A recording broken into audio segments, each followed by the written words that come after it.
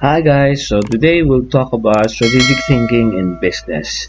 You always hear about strategy and how people should strategize in order to get ahead in business, but what does it really mean, right? So in this video we'll talk about strategic thinking and how it's applied in business. Okay, before that, if you have not subscribed to this channel, please do so. We have daily videos about business concepts, business essentials, stock market, trading, cryptocurrencies, human resources, and inventory management, and everything that will really help you be a successful entrepreneur and generally a good person inside and outside. All right, so without further ado, let's have strategic thinking in business. So when we talk about strategy, we usually associate it with like a game of chess, right?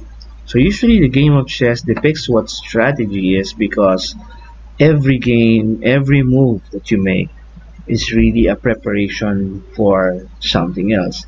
When you make a move in chess, for example, me being a chess player, I know that there are moves, for example, in the opening that prepares the coming out of your bishop, the coming out of your queen, the launching of a great attack, the thwarting of an impending attack on the king's side by defending your king and all that. So everything that you move, even the so-called prophylactic move, the seemingly unconnected move that your opponent would see is really a strategy. So why is strategic thinking in business associated with chess? Is because it's not just focusing on tactics or short-term thing.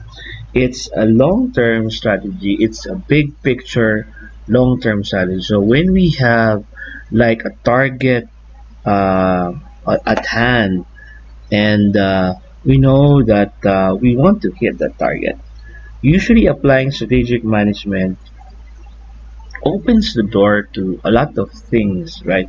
Using strategy in your management would immediately focus on how to do strategy, for example, in HR.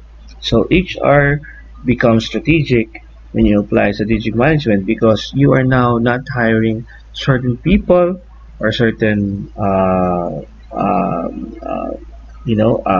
skills type of people, not not just because that person does not may not perform well, but you're also considering the culture fit. See, it's like putting up a basketball team, right? And since you have, like, for example, a LeBron James that does uh, um, a point forward kind of personality. So more or less, you would sacrifice having a very good point guard. Although in this case of Lakers, they still employed Rondo, is also a good point guard, right? But there are certain aspects in the team of Lakers that revolves around the star player. So the strategy revolves around a person like LeBron James, who is able to do what a point guard does, even with his size. So he can shoot at the backcourt.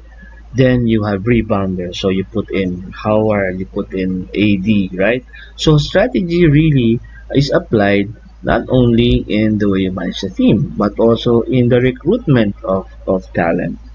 Also in operations, it is applied. So how do you do operations? Even in the way you use make a scheme for salaries and benefits.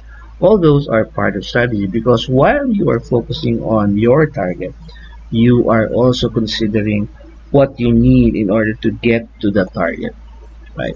So next step, we have some items here or some tools that are often associated with strategy. Of course, for strategic thinking, sometimes it is also called strategic management system. The balance scorecard is really something that's really associated with strategic thinking.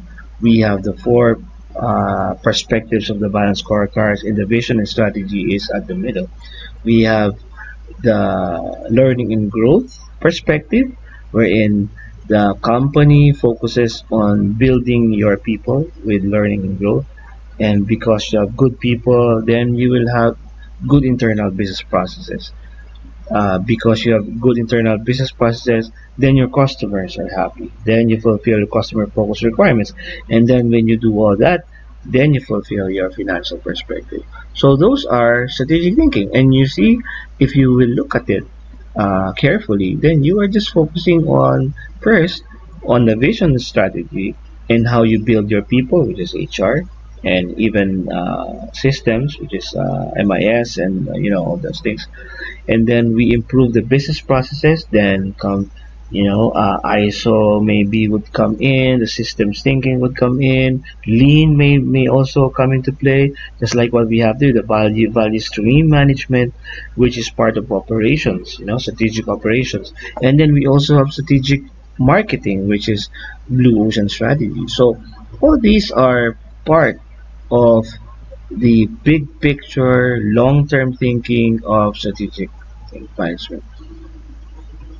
Okay, so really, if you look at it, strategy is the great differentiator. Of course, some people would start strategizing by looking at the SWOT analysis, but although we are also recommending what we call the SWOT confrontation matrix, when where you don't just focus on the strength or looking inward, strength and weaknesses, looking outward, opportunities and threats, but you also focus on the way these strengths and weaknesses interact or interplay with opportunities and threats. So, as is presented here, we have how can we use the strength in order to answer the opportunities? How can we use the strength in order to combat the threats around us? So, this is really a good starting point of strategy, wherein you make use of the SWOT, internal and external aspects of the business, which makes you better in strategizing.